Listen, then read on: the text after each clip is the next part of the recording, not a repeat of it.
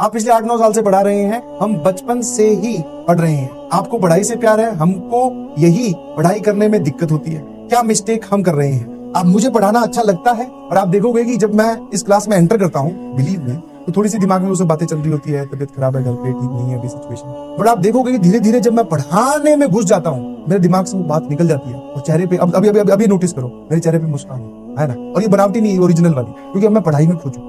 अब याद आया जब ये बात बोली ना, अब मुझे याद आया कि हाँ, अब मेरा दिमाग फिर बाहर गया है। और पढ़ाई में भी आपका मन ऐसे ही लगने लगेगा यार, कई बार जबरदस्ती करनी पड़ती है, कर लो।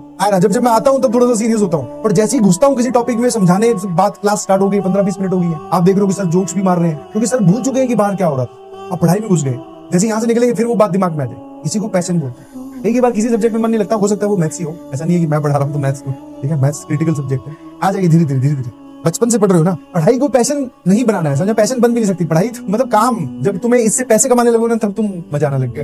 हाँ, आई कैन अंडरस्टैंड यार, सैचुरेशन आ जाता है। 4 महीने क्या मतलब, 1 महीने लगातार पढ़ो तो सैचुरेशन आ जाता है। हम लोग पढ़ाते पढ़ाते भी, जिसको हम, जैसे आप बोल रहे हो कि सर आपका पैशन है, हम भी पढ़ाते पढ़ाते एक रेगुलर इंटरवल तक पढ़ाएं, थक जाते हैं, फिर सोचते हैं कि छुट्टी कब आएगी, अब कहाँ जाएं, क्या करें, या फिर एक दिन संडे पे घर ही डले हुए हैं, ज्यादा दिन नहीं पढ़ाने को मिले तो भी बेचैन हो जाते हैं। सैचुरेशन आएगा, और अभी तो जेई वाली प्रिपरेशन में सैचुरेशन और आगे जाके आएगा। जस्ट इमेजिन दिस थिंग, आपका जेई मेंस फर्स्ट अटेम्प्ट अच्छे से हो गया, सेकंड अटेम्प्ट अच्छे से हो गया, आपके अच्छे खासे नंबर भी आ गए, आपकी एनआईटी में सीट भी अच्छी पक्की होगी।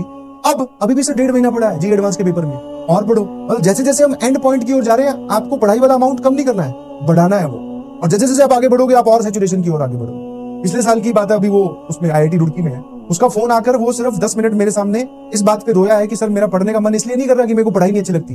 बोले कितना पढ़े अब ये तो बता दो, तो कोई लिमिट है कि पढ़ते ही जाए। मैंने कहा यार देख, I can understand your situation. NEET वाले होते या कोई और कॉम्पिटिटिव एग्जाम होता तो एक पर्टिकुलर डेडलाइन होती है, उस पे एग्जाम होगा, वहां तक पढ़ाई कीजिए, उसके बाद में आप फ्री। पर जेईई में ऐसा नहीं है। अभी एक बार जोर लगा के पढ़ाई करो जनवरी के लिए, फिर थोड़ी हवा निकलेगी, फिर जोर लगा के पढ़ाई करो अप्रैल के लिए, फिर हवा निकलेगी, फिर आप जोर से पढ़ाई करो जून के लिए, फर्स्ट वीक ऑफ जून के। 3-4 पड़ाव में आपको पढ़ाई करनी है। तो एनर्जी बटोरे रखिए प्लीज, अपने अंदर की जो बचपना है, जो छोटी मोटी चीजें हैं, दोस्तों से बातें हैं, घूमना फिरना ज्यादा नहीं, वो जिंदा रखिए, बिकॉज आपको बहुत लंबे टाइम तक चलना है। बाकी साथ में है।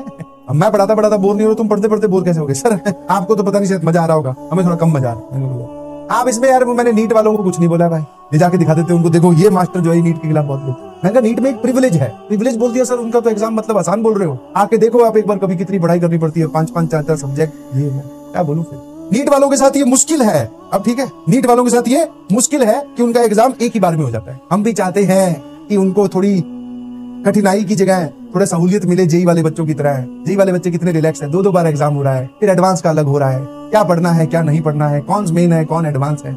मेंस वालों ने सिलेबस रिड्यूस कर दिया, एडवांस वालों ने कुछ बोला ही नहीं कि पूछेंगे कि नहीं पूछेंगे। अब अंदर से खुशी भी हो रही है, रोना भी आ रहा है। सहूलियत वाली सिचुएशन में नीट वाले बच्चों को ला।